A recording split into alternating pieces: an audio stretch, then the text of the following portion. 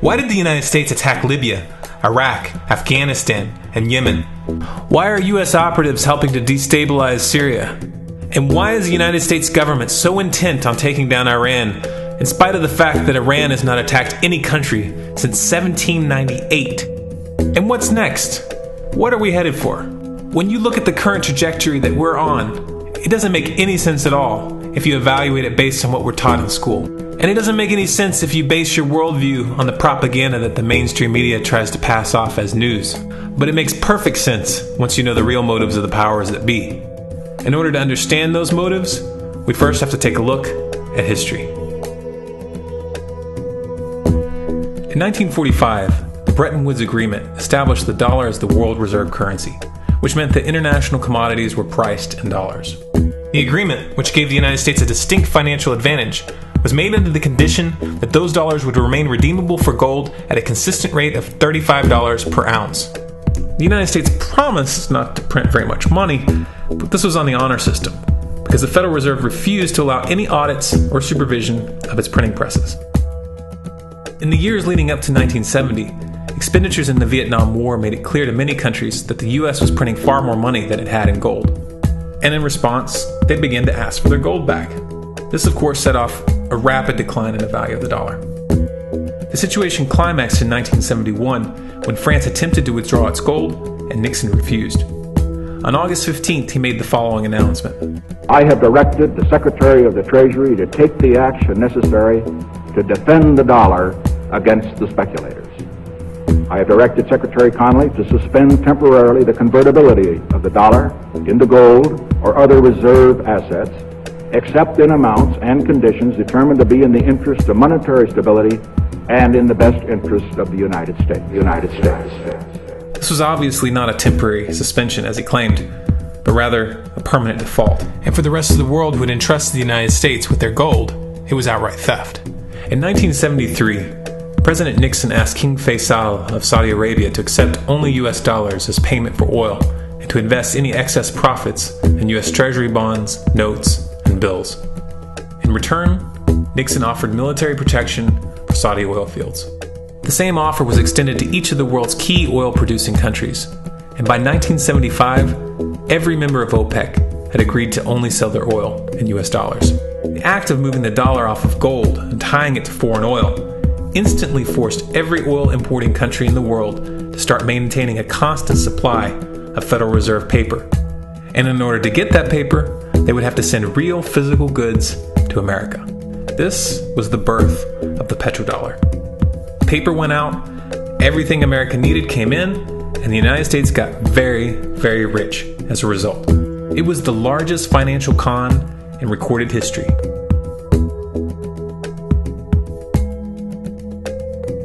The arms race of the Cold War was a game of poker. Military expenditures were the chips, and the U.S. had an endless supply of chips. With the petrodollar under its belt, it was able to raise the stakes higher and higher, outspending every other country on the planet, until eventually U.S. military expenditures surpassed that of all other nations in the world combined. The Soviet Union never had a chance. The collapse of the communist bloc in 1991 removed the last counterbalance to American military might. The United States was now an undisputed superpower with no rival. Many hoped that this would mark the beginning of a new era of peace and stability. Unfortunately, there were those in high places who had other ideas. Within that same year, the U.S. invaded Iraq in the First Gulf War. And after crushing the Iraqi military and destroying their infrastructure, including water purification plants and hospitals, crippling sanctions were imposed which prevented that infrastructure from being rebuilt. These sanctions, which were initiated by Bush Sr. and sustained throughout the entire Clinton administration, lasted for over a decade and were estimated to have killed over 500,000 children. The Clinton administration was fully aware of these figures. We have heard that 500,000 children have died. I mean, that's more children than died in Hiroshima. And you know, is the price worth it? I think this is a very hard choice, but we think the price is worth it. Miss Albright, what exactly was it that was worth killing 500,000 kids for? In In November of 2000, Iraq began selling its oil exclusively in euros. This was a direct attack on the dollar and on U.S. financial dominance, and it wasn't going to be tolerated. In response, the U.S. government, with the assistance of the mainstream media, began to build up a massive propaganda campaign claiming that Iraq had weapons of mass destruction and was planning to use them. In 2003, the U.S. invaded, and once they had control of the country, oil sales were immediately switched back to dollars. This is particularly notable due to the fact that switching back to the dollar meant a 15 to 20% loss in revenue due to the euro's higher value. It doesn't make any sense at all unless you take the petrodollar into account. So I came back to see him a few weeks later, and by that time we were bombing in Afghanistan. I said, "Are we still going to war with Iraq?" And he said, "Oh, it's worse than that." He reached over on his desk, he picked up a piece of paper, he said, I just got this down from upstairs, meaning the Secretary of Defense's office today, and he said, "This is a memo that describes how we're going to take out 7 countries in 5 years, starting with Iraq, and then Syria, Lebanon, Libya, Somalia, Sudan, and finishing off Iran. Let's take a look at the events of the past decade and see if you see a pattern. In Libya, Gaddafi was in the process of organizing a bloc of African countries to create a gold-based currency called the dinar, which they intended to use to replace the dollar in that region. US and NATO forces helped destabilize and topple the Libyan government in 2011, and after taking control of the region, US armed rebels executed Gaddafi in cold blood and immediately set up the Libyan central bank. Iran has been actively campaigning to pull oil sales off of the dollar for some time now, and it has recently secured agreements to begin trading its oil in exchange for gold.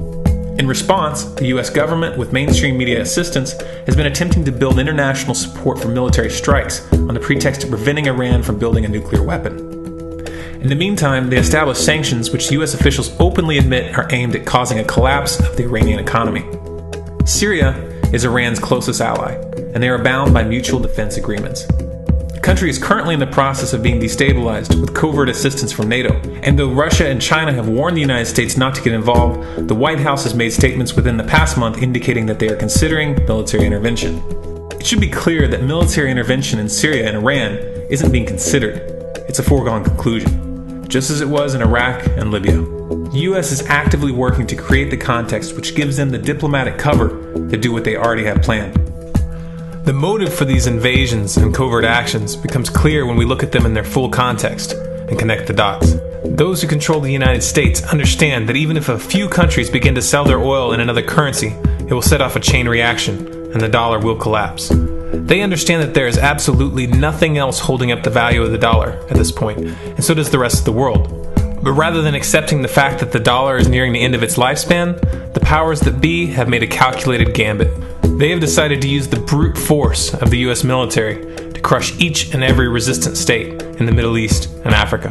That in itself would be bad enough, but what you need to understand is that this is not going to end with Iran. China and Russia have stated publicly and on no uncertain terms that they will not tolerate an attack on Iran or Syria.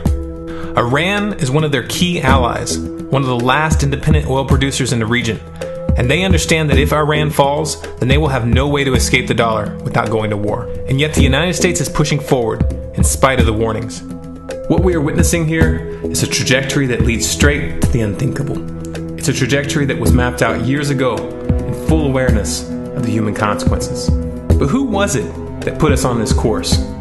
What kind of psychopath is willing to intentionally set off a global conflict that will lead to millions of deaths just to protect the value of a paper currency? It obviously isn't the president. The decision to invade Libya, Syria, and Iran was made long before Obama had risen to the national spotlight. And yet, he's carrying out his duty just like the puppets that preceded him. So who is it that pulls the strings? Often the best answer to questions like this are found by asking another question. Qui bono? Who benefits? Obviously, those who have the power to print the dollar out of thin air have the most to lose if the dollar were to fall. And since 1913, that power has been held by the Federal Reserve.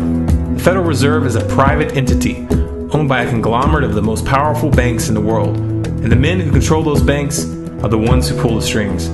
To them, this is just a game. Your life and the lives of those you love are just pawns on their chessboard. And like a spoiled 4-year-old who tips the board onto the floor when they start to lose, the powers that be are willing to start World War III to keep control of the global financial system. Remember that when these wars extend and accelerate. Remember that when your son or your neighbor's son comes back home in a flag-draped coffin. Remember that when they point the finger at the new boogeyman, because the madmen who are running this show will take this as far as you allow them to. So how much time do we have left? It's a question I hear constantly, but it's the wrong question. Asking how much time we have left is a passive posture. It's the attitude of a prisoner who's waiting to be taken out to a ditch and shot in the back of the head. What are our chances? Can we change course? Also the wrong question. The odds don't matter anymore. If you understand what we're facing, then you have a moral responsibility to do everything in your power to alter the course that we're on, regardless of the odds. It's only when you stop basing your involvement on the chances of success that success actually becomes possible. To strip the ill-begotten power from the financial elites and to bring these criminal cartels to justice will require nothing less than a revolution.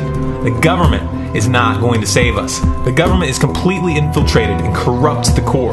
Looking to them for a solution at this point is utterly naive. There are 3 stages of revolution, and they are sequential. Stage 1 is already underway.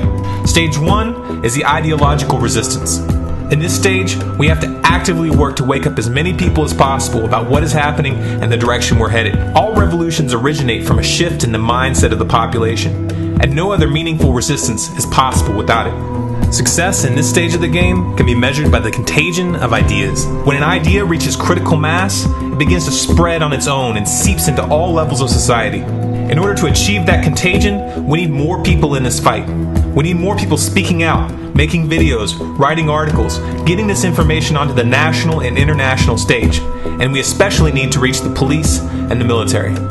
Stage 2 is civil disobedience, also known as nonviolent resistance. In this stage, you put your money where your mouth is, or more accurately, you withhold your money and your obedience from the government, and you do everything in your power to bring the gears of the state to a halt. Practiced in mass, this method alone is often enough to bring a regime to its knees. However, if you fail at this stage, Stage 3 is inevitable. Stage 3 is direct physical resistance. Direct physical resistance is the last resort, and it should be avoided and delayed as long as possible. And it should only be invoked after all other options have been thoroughly exhausted. There are those who talk tough and claim that they will resist when the time comes. But what those people fail to realize is that if you are inactive during the first 2 stages and save your efforts for the last resistance, then you will fail. When the Nazis were moving door to door, dragging people out of their homes in Germany, that was the time to fight back physically. But due to the lack of ideological resistance and civil disobedience leading up to that moment, even an armed uprising would have likely failed at that point. An armed uprising can only succeed if the people have established an attitude of active resistance. And active resistance is only possible after their minds have broken free from the mainstream propaganda. If you want to fight back, it's now or never. You're not going to get another chance, and the stakes are far higher than they were in Nazi Germany.